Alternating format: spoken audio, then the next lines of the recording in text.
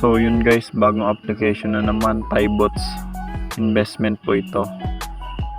So yun, sasabihin ko lang po, ito po ay para lamang sa mga risk taker. Pwede po kasing mawala ito.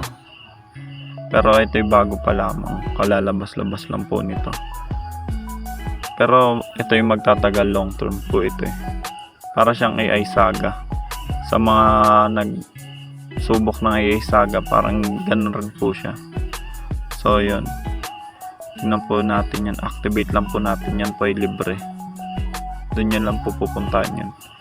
Then ang mga investment nila ay nagkahalaga ng $2, kita daily 0.35.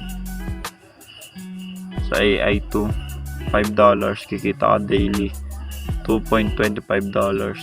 Marami pang iba. Then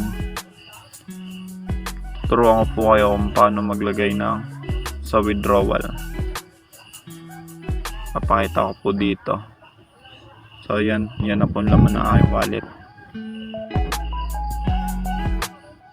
So makikita nyo po, ito po, withdrawal. Pindutin nyo lang po yung plus na nasa itaas. Pili po kayo kung anong gagamitin nyo. Pwede TRC20, bank card. So yun, maglagay tayo bank card. Pwede natin ilagay yung Gcash nyo, pangalan ng Gcash nyo, tapos number ng Gcash nyo. Yan lang po kadali. So lalagay ko po sa comment section kung yung para makapag-register kayo.